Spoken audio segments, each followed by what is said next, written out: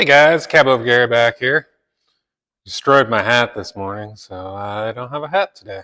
But anyways, here working on the Triumph again, the Spitfire 1500.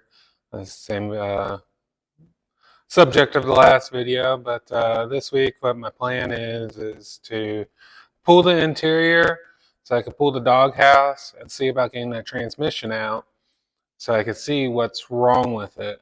It's really concerning to me. That the clutch doesn't work. I think it's the slave cylinder's frozen. But anyways, you can put it in gear with the car not running, but the wheels will still roll. So I'm hoping the clutch is blown up. That would probably be the best case scenario at this point. But I mean, it could be rear end, it could be transmission issues, or who knows what. So that's a big question of what's going on, and need to figure it out to put my mind at ease, if nothing else. So the first thing I'm going to do is start pulling the interior out and see where we could get from there. So another thing I want to do is I want to clean up these things here. So this I think is fine, but they make a rebuild kit for it, and while it's fine, I think would be the time to put the new seals and stuff in it. This is working, but it was leaking. So I think my plans are, so it seems like these are pretty inexpensive to buy, the Chinese ones that are available, but the factory ones are kind of expensive, and it sounds like people have better luck rebuilding them. So what I'm going to do is disassemble them and then put them in the ultrasonic cleaner, clean them up, so then I know what size bore this is. There's a couple size bores, and I could get the rebuild kits ordered for both of these to put on to rebuild them and reuse them. I think that's the best way to go without spending. I think this one is like $250 for the factory one. Now the part house one is like $50-$60, but and this one is like $100 or something for the factory one, and the part house one is like $30. But I think I'm gonna rebuild them and keep the factory stuff on it. Just basically replace the rubbers in them. So let's pull them over to the bench and we'll tear them apart. Okay, so we're gonna start with the clutch master. I pulled the cap off. It's pretty much emptied. And here's the piston here, and it's free. So basically, you gotta get this just to pop out. There's nothing holding it in there. So I'm gonna lube it up a little bit. See if I could get it to move free enough so it just pops out. Yeah.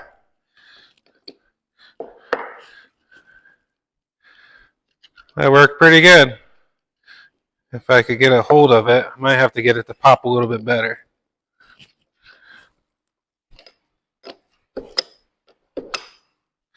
There we go. Let me grab a pair of needle nose. See if we can get it now. I don't want to score the piston either, so there we go. So there's the assembly. This one looks in pretty good shape, not too corroded. And as you can see, the cylinder is in, well, I don't know if you can see, but it's in good shape. So I think this one's a good one to clean up, and I'll order the kit, and we'll rebuild them on the next video. So I'm going to leave this together so I don't have to remember how it all goes, although it's pretty simple. So let's move on. So that's for that. Let's move on to this here. First thing I want to do is I want to remove this reservoir. Get it out of the way.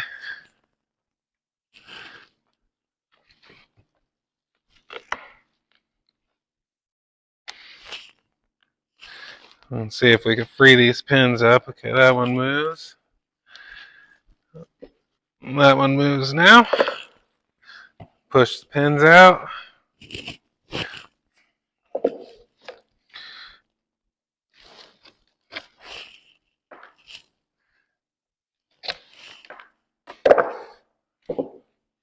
Oh, there's some corrosion there. I think that's where this thing was leaking out of, was out of those seals there. So this one, you have this clip here. You just need to squeeze it and get on it good.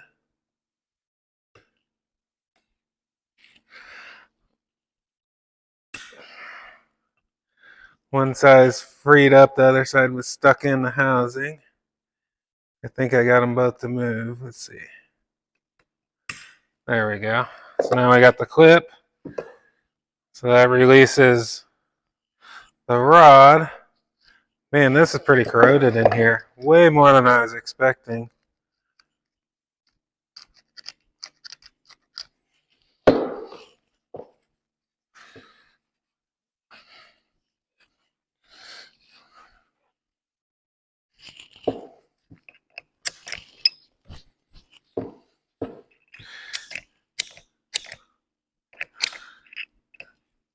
Okay, let's see what we can get here.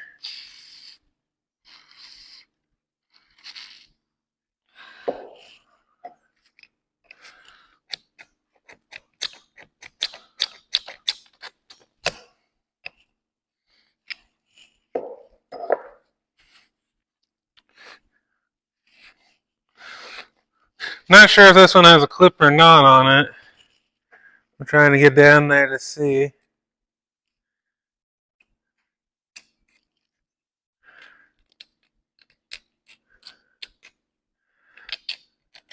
No, it looks like the same setup, so we just got to get it to pop.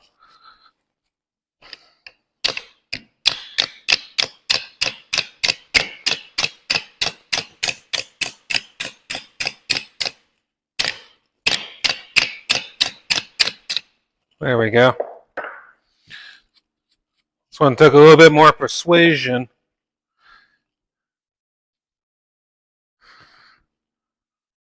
A little bit of fluid.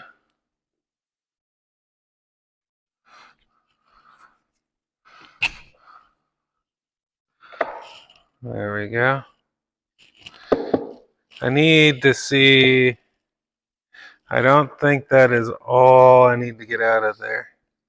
Let me do a little research and I'll be right back, guys. Okay, guys, so there is another piston way down there. I don't know how to get it out right now. What I'm going to do is I'm going to put an ultrasonic cleaner and try to get it clean. If I had an air compressor, I'd blow on the backside of it, but I don't have an air compressor out here yet. I'm still working on that, still building out my shop. So right now we're going to see what happens if it gets clean, if I could get it out that way. So we're going to go over here. So this is my ultrasonic cleaner. I just got pine saw in it. So we're going to put the parts in them.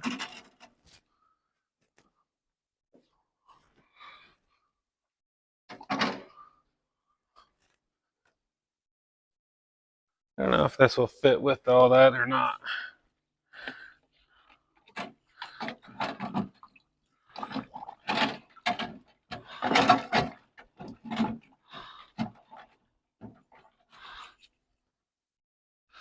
All right. We're going to put it on for 30 minutes. Horrible noise. We're going to let that go. Okay, guys, I got most of the carpet, most of the interior pulled out at this point. But what I was after is to remove this. I think you can get the transmission out through the passenger compartment on this truck car. So that's kind of the plan, and I don't think it's too heavy that I can't just lift it up and pull it up. It's kind of weird because most stuff I work on is so heavy you wouldn't even think of doing that. But this car is in amazing shape. Like that's masking tape from the factory that is still there. And there's a sticker that had writing on it, but I can't make it out. But I mean, man, floorboards are amazing on this. So next step is I'm gonna pull that out. There was a bunch of little screws along the base. I have it loose. So I'll set you guys up and we'll discover that together. Okay, so like I was saying, all these screws are loose.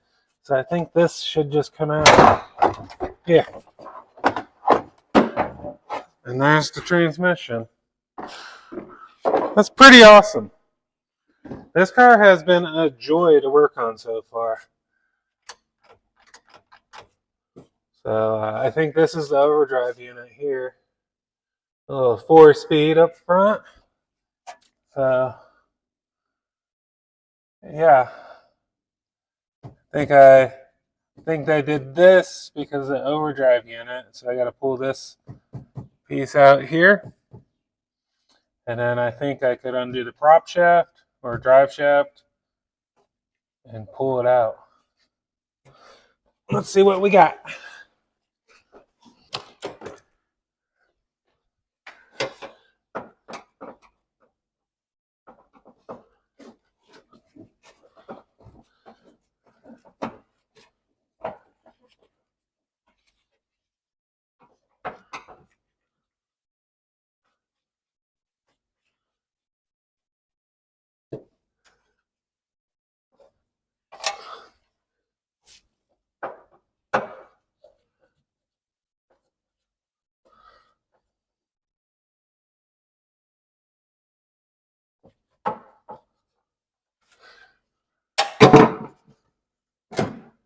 Yeah, there's the prop shaft or drive shaft.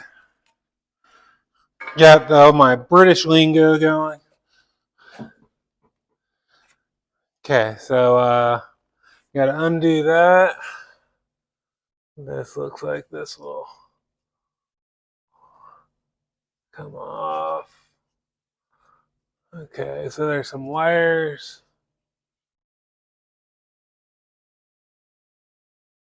And there's the slave cylinder that I think is my problem. Or I'm hoping is my problem. But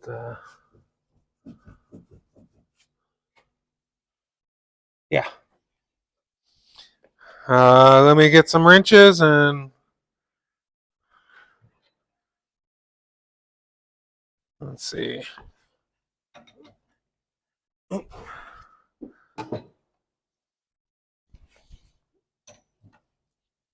That looks like a 9/16.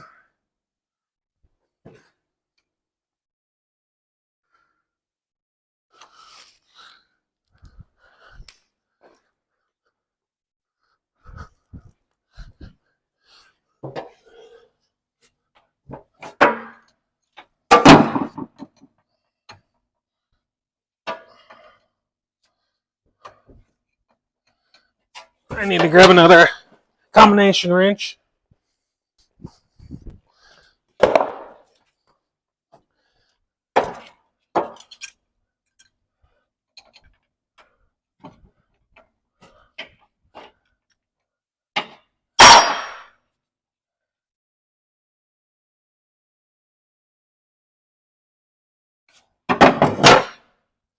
I need to pull the transmission on my Ford too. It needs a clutch or something. Something's not right. But that's going to be a little bit bigger of an ordeal with the transfer case, and it's quite a bit bigger in size.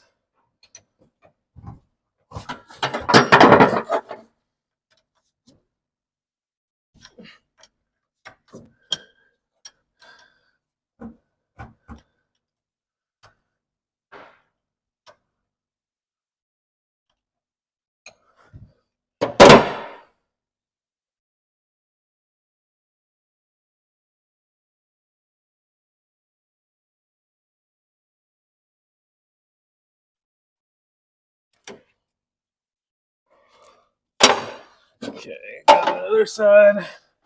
Get the other two.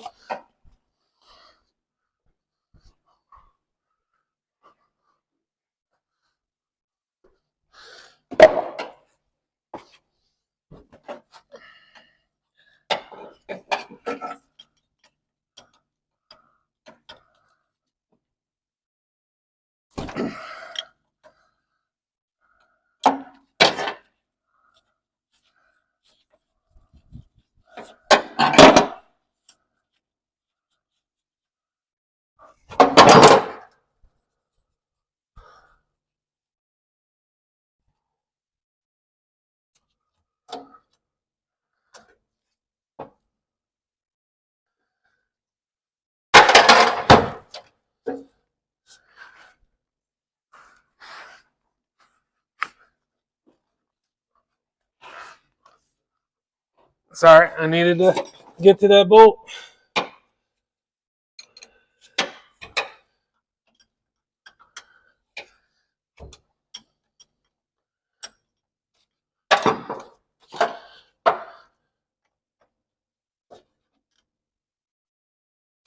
I wonder if these are just in case. I don't think so,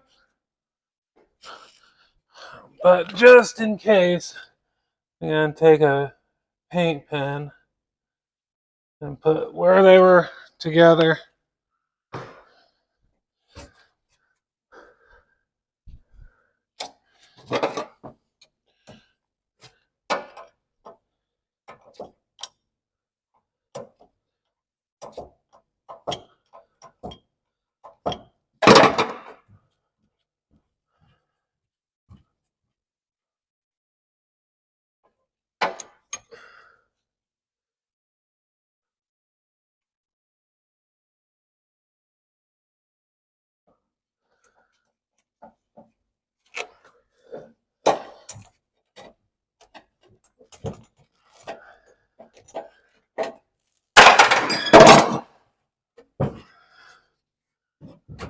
Huh, that won't collapse. Wonder if it's supposed to. Oh, probably not, because it's independent rear suspension, so I wouldn't need to. Okay, I'm going to pause the video and figure out what I need to do from here, and I'll be back. Okay, so what I did here is I just took the paint thing and marked all my connectors, so now I can unplug them, and I got to undo the slave cylinder as well, and then from there I can start unbolting stuff. So first thing I'm going to do is I'll set you guys back up and I'll start unplugging all this. Okay, so what I did is there was a trans mount that I just unbolted from the transmission first. Then you had to lift it up to get it out. So I took that completely out, that trans mount, so I could slide it straight back. But then another thing that was stopping me was the drive shaft. So I unbolted it from the rear end and took it completely out of the car. So now I should be able to grab the tail housing of this and wiggle it back and get it out of there. So I'm going to set you guys up and we'll see what happens. Let's see if this helps.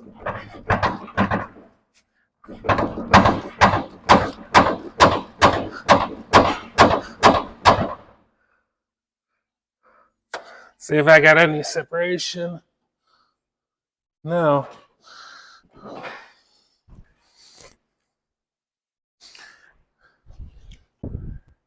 So to get that mount out was going to be a pain. There's stuff in the way. That's why I didn't take it out before. So I just got the transmission up on this. And, oh, there it goes.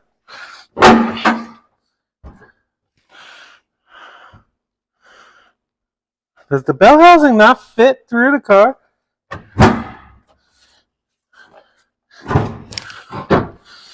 Maybe I have to turn it sideways.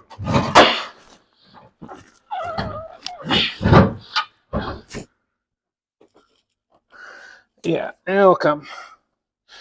I gotta move you guys.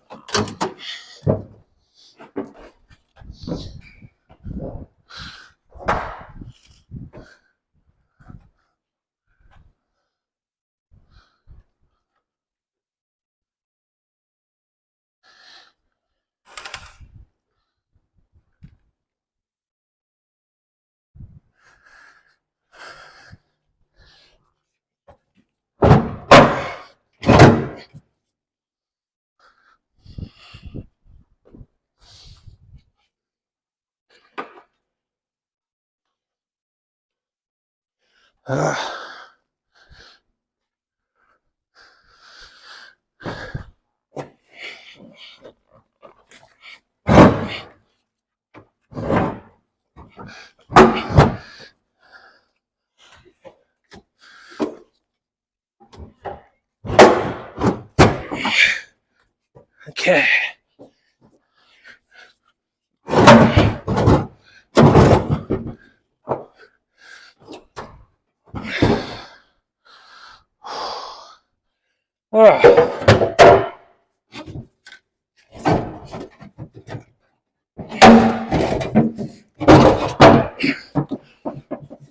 Alright, I'm gonna go put it on the bench.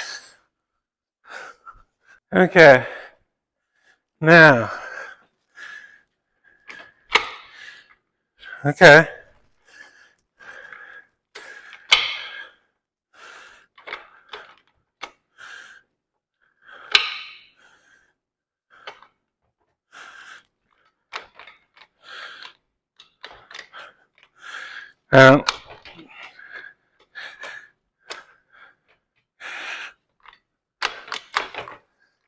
I think transmission's fine.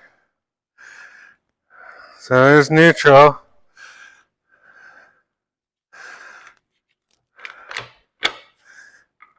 First. Second.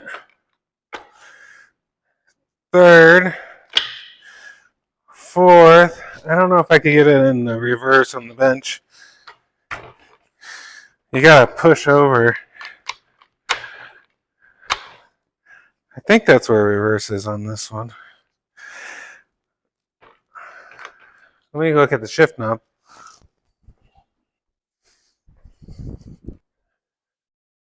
Yeah, reverse is all the way over.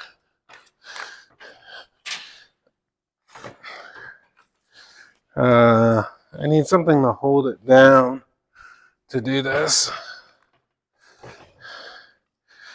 When it's in the car, you know, you got, I don't know.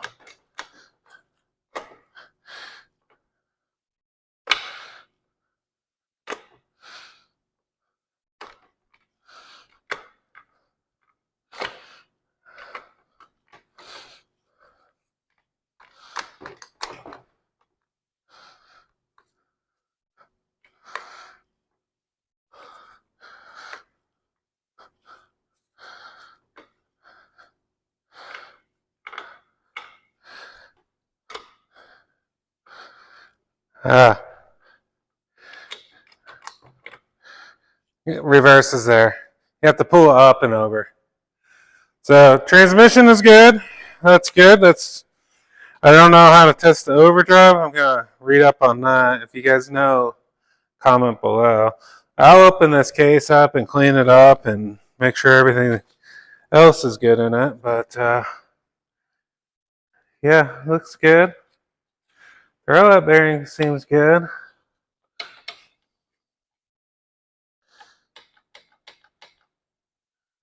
I wonder if this was. That's what it looks like it is. It looks like the slave cylinder is frozen in a depressed position. Oh, wouldn't that be nice? I'm gonna go look at the clutch. So I did something. Pulled the motor out. Which I wanted to do anyways to clean up good and reseal some stuff. But did find some bad news. Like, we knew that the water pump was seized. And then when I pulled this, yeah. So since I'm planning on actually driving this, I think my best bet is to pull it apart and have the tank hot tanked, or the block hot tanked.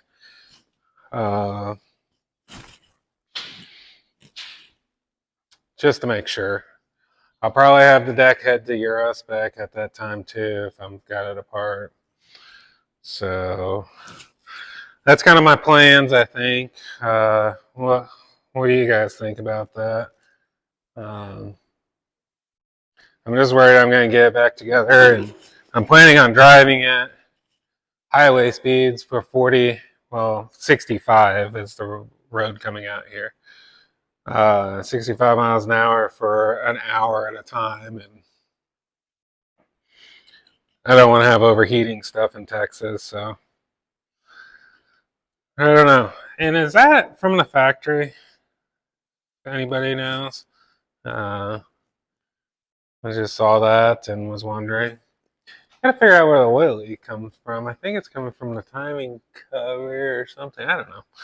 Anyways, it's all getting torn apart anyways. And I'm gonna check the transmission out while we're at it too. Uh, so yeah, that's what we got. Oh, there's another marking there. I don't know if those are factory marks or what, but a lot more work. Probably another 30 hours of work, but well, worth not being stranded on the side of the road with an overheating car that you made all pretty, and then you gotta tear it back apart. So I will catch you guys in a minute. Well, not looking good. Coolant passages into the head. I don't know if this is some sort of block sealer or if this is just coolant. What happens to coolant? Well, this thing was last registered in 1999, so it's been sitting. I don't know if that happens. I don't know. Kind of sucks, but I mean, old cars, it is what it is. It's just part of it. So we'll go from here, of course. I'm gonna put all this. I think a lot of this will fit in ultrasonic cleaner, so I'll run it through there and see. The head won't. Uh, no, it won't. So, anyways, that's where we're at right now. I'm gonna continue this process. Well, I'm glad I pulled the head. Look, that coolant passage is completely stuffed up. Like, and this one, yeah. I gotta have the tank, or the block hot tank and head. There's the head. And everything flows through the head first, and every one is plugged. So, yeah, it would. Good news is it looks like the motor's in good shape. It's just the coolant dried up and caused that. I didn't look at the bores real close. Let's do that. So there is a little bit of scoring there. There's good cross hatching there. Let's see.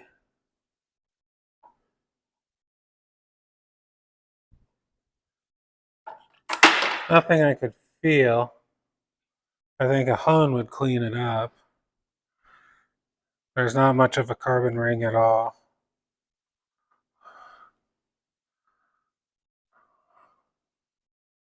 I can't feel anything with my fingernail, so I think we're in okay shape there. But the tank, look at that coolant passage. Oh no, that's the gasket. Okay. I was like, damn. But yeah, they're just, it needs hot tank. There's no ifs, ands, or buts about it. This is the right way to go about this. I'm probably going to have the head decked to European spec while I'm at it. They were higher compression, give a little more performance. Gonna probably do that, gasket match it, and maybe if I can swing it, throw a mild cam in it. Nothing crazy, just something like a daily driver, a little bit more performance. Like the Euro ones had a little bit more power in the cam than the US models, so I might just find that cam. But yeah, kind of blows, but better to find it now. Radiator, I'm just going to replace. I just thought the heater core, I got to figure out what that's going to run because I'm sure it's plugged up too. So we'll go from here though. Hey guys, it's a hot day today. Uh, so I left you off with all the coolant passages plugged up. Well, I stripped the block down and I soaked it in parts cleaner all day, trying to loosen up as much possible. I'm gonna uh, take it and get it hot tanked and the bores and everything like that checked. But let me show you what it looks like now.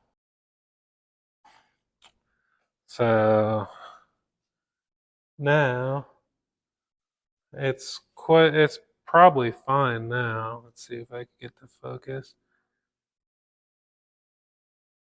But I think it's best to just have it hot tanked at this point. I mean, it's all apart. Uh, the heads didn't come out as good, but you can see all the casting lines and everything. So uh, I feel like it's going to be fine now.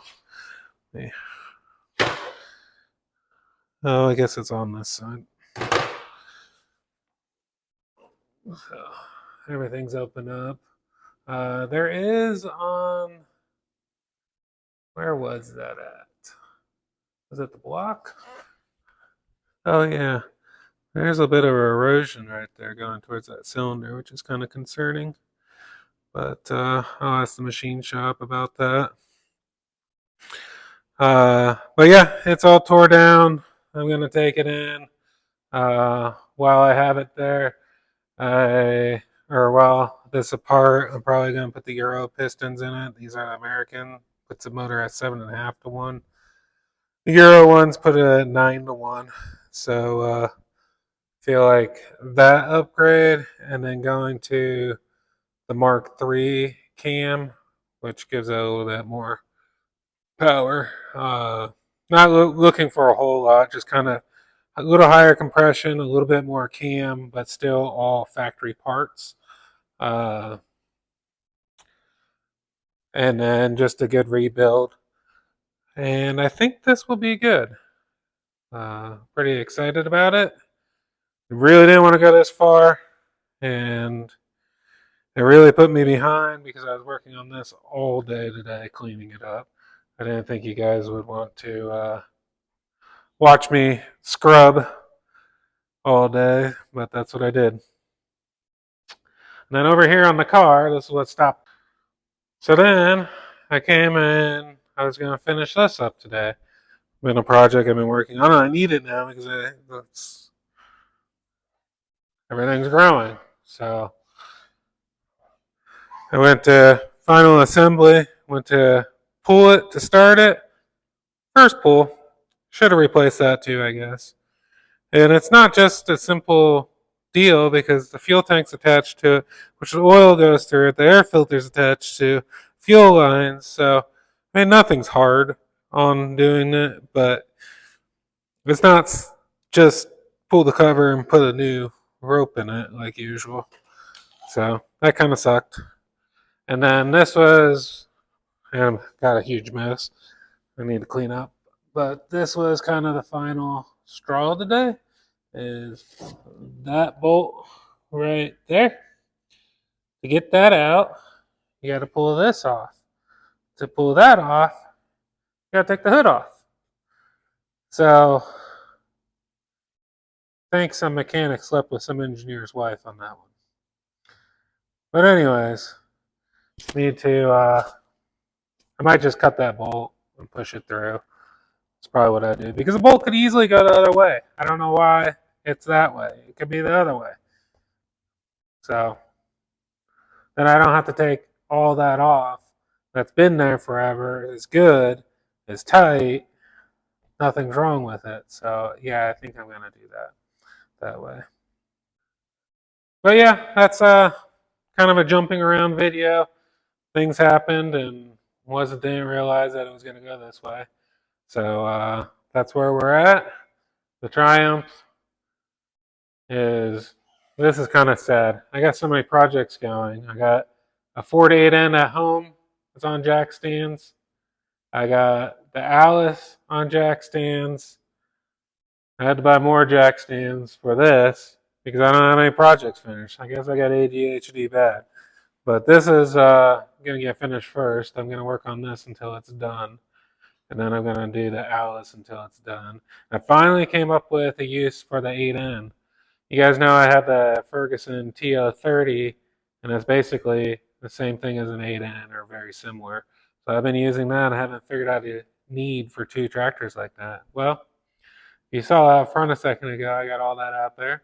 I'm going to throw a belly finish mower on it and make it into a big riding lawnmower.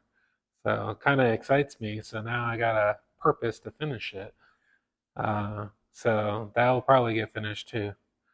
My plan is to have this by my birthday, which is in the June. This motor threw a wrench in things, but I'm going to do my best to make that happen.